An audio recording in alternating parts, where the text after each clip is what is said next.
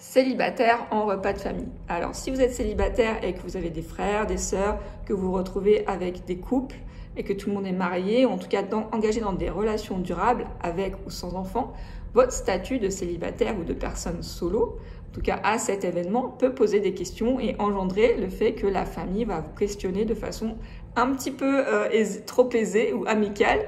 Des personnes que vous connaissez peu peuvent vous poser des questions très directes sur votre statut de célibataire.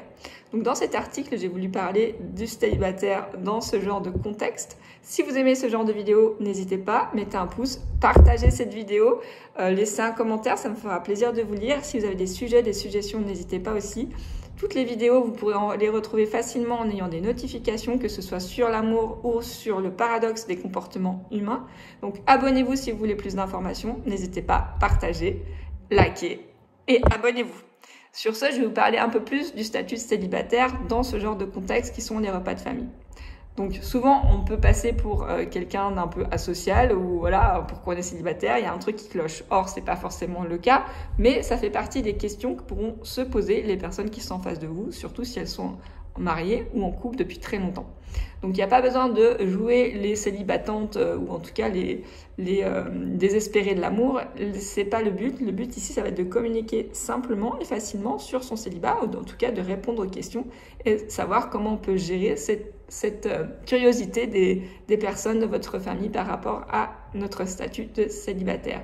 Déjà, le fait d'être célibataire, on va pouvoir le communiquer avec la singularité en tant qu'individu de personne. Être célibataire dans une réunion familiale, c'est aussi l'occasion de se reconnecter à sa propre singularité. En fait, comme on est seul et qu'on est en solo, c'est montrer que l'on est confiant, qu'on peut communiquer de façon simple et amicale sur nos aspirations et notre vie amoureuse de façon générale. Sans être dans les grands discours, ça va nous amener à réfléchir sur notre vie, notre parcours et où on en est actuellement. On peut toujours très bien dire qu'on peut être engagé dans beaucoup d'activités professionnelles, personnelles, qu'on est très épanoui en tant que célibataire, mais qu'on a toujours des aspirations relationnelles, amoureuses, qui malheureusement aujourd'hui n'ont pas trouvé ou sont en cours, mais ne sont pas parvenus à trouver la bonne personne. Peut-être qu'en communiquant de cette façon, de façon bienveillante, simple et posée, on va avoir des contacts qui pourront vous trouver des personnes célibataires également dans leur entourage. Donc pourquoi pas aussi communiquer sur le fait d'être célibataire, mais de rechercher quelqu'un à rencontrer, mais qu'on n'a pas encore trouvé la bonne personne. Être célibataire ou seul pendant les repas de famille, c'est aussi l'occasion de se rapprocher facilement de nos frères, de nos sœurs, de nos parents, de personnes que l'on voit peut-être peu. Et ça va être l'occasion, finalement, en étant seul, de pouvoir discuter facilement avec tout le monde, de créer des liens et des conversations qui seront peut-être plus significatives parce qu'on ne sera pas interrompu par le petit dernier qui n'a pas mangé ou qui ne veut pas manger ses légumes. Bref, c'est l'occasion de se rapprocher de façon des membres de votre famille, de façon peut-être plus intime, de communiquer ou de pouvoir discuter avec des personnes qui sont peut-être plus en retrait. Le fait d'être seul, ou en tout cas d'arriver seul, permet en général de créer des liens plus facilement. Des personnes vont aller plus facilement vers vous et si vous êtes seul, vous avez peut-être l'habitude aussi d'aller facilement vers les gens. Donc c'est un atout que vous pouvez jouer aussi par rapport à ce genre de célébration qui sont les repas de famille soyant force de proposition et d'interaction avec chacun. Aussi, si vous êtes célibataire, c'est aussi une preuve d'autonomie et d'indépendance. Le fait d'être seul aujourd'hui, c'est aussi montrer qu'en tant qu'individu, on est indépendant et on est complètement autonome. Donc on peut toujours partager nos projets professionnels, personnels et mettre en avant qu'on est un individu en tant que tel épanoui sans pour autant avoir besoin d'un autre pour pouvoir se sentir heureux. Donc c'est important aussi de pouvoir le faire comprendre à notre entourage qui pour peut-être des fois lui, le fait d'être heureux, ce n'est uniquement qu'à travers une relation amoureuse ou en couple. Donc le but aussi, ça va être de réduire potentiellement la pression sociale qui va entourer tout le statut de célibataire. C'est important de relativiser. Alors c'est sûr que dans la famille et le couple étant par extension la base de la famille, Aujourd'hui, c'est revu, nos schémas sociaux et sociétaux sont de plus en plus, on va dire, variés et évoluent énormément en termes de statut, mais c'est vrai que le couple reste une base de noyau familial. Donc ici, on se retrouve dans une réunion de famille qui est forcément, si on est ici sur Terre, c'est qu'on était la réunion de deux personnes qui se sont à un moment mis en couple, donc ont été ensemble, même de façon fortuite, pour donner naissance à un enfant. Donc là aussi, le fait de se retrouver dans ce genre de réunion peut mettre en exergue le fait d'être seul. Bref, c'est pas important pour nous, pour définir notre identité, d'être en couple, mais ça l'est pour beaucoup de personnes, et notamment pour l'univers familial. Donc soyez prêts aussi à répondre à toutes les peut-être questions ou plaisanteries qui pourront être amenées sur votre statut de célibataire, surtout si vous avancez dans l'âge et que ça fait longtemps qu'on vous voit comme célibataire.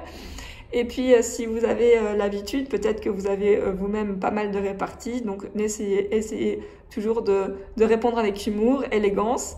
Et puis, renvoyez les personnes sur leurs questions eux-mêmes. En fait, quand les personnes vont vous poser une question sur votre statut célibataire, c'est pas tant à vous qui vous posez la question, mais eux-mêmes sont en train de s'interroger sur eux-mêmes. Donc, ayez ce réflexe-là de, quand vous avez cette question, prenez pas ça comme une attaque personnelle ou comme une plaisanterie sur votre statut, mais à ce que ça peut renvoyer pourquoi l'autre a pensé de cette façon. Ça vous renvoie finalement à ce qui se passe dans sa tête et aux vraies questions que lui se pose. Donc c'est aussi, on l'a vu, le lien, le fait d'être en famille et célibataire, on peut cultiver vraiment des connexions uniques.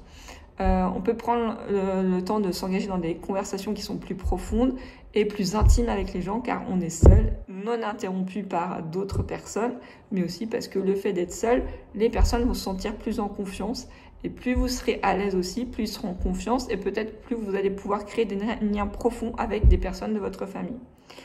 Donc voilà. Si vous gérez les questions indiscrètes avec élégance, que vous vous en tirez toujours avec élégance et répartie, sans aucun ressentiment, mais de façon toujours bienveillante et posée. Finalement, être célibataire dans un repas de famille, c'est aussi une bonne opportunité de se recentrer sur soi, de célébrer son autonomie, son indépendance, sans être attaché, du coup, d'avoir des responsabilités familiales trop lourdes. Et au lieu de considérer le célibat peut-être comme une lacune, comme ça l'était il y a encore une époque pas si lointaine, on peut au contraire montrer que c'est dans un parcours personnel, que c'est juste une étape, et que justement, si on est célibataire, c'est qu'on a certaines exigences, et que on sait que l'on est unique, précieux, et que on cherche quelqu'un à notre valeur, et forcément quelqu'un à notre valeur. Peut-être que c'est rare. Donc prenez le temps de trouver quelqu'un, c'est important aussi. Montrez votre individualité, que vous êtes quelqu'un d'accompli, d'épanoui, et potentiellement que vous aspirez toujours à rencontrer la bonne personne. Et avec tout ça, vous devrez passer un très bon repas de famille. En tout cas, c'est tout ce que je vous souhaite. Je vous souhaite un très bon dimanche ou un très bon lundi de Pâques. À très bientôt pour de nouvelles vidéos. Si vous souhaitez en savoir plus, abonnez-vous. Vous aurez toutes les notifications par rapport à cette chaîne, que ce soit sur l'amour ou les comportements humains. Et puis aussi, si vous êtes célibataire et que vous recherchez toujours le grand amour, j'ai prévu une formation sur 1 mois qui permet de rencontrer la bonne personne et le bon partenaire amoureux. Donc n'hésitez pas, vous avez tous les liens ici avec cette vidéo. Sur le site internet, vous trouverez toutes les informations sur ce parcours de formation en 1 mois qui s'appelle How to Find Love. Je vous souhaite une très belle journée, à très bientôt pour de nouvelles aventures, amoureuses ou pas.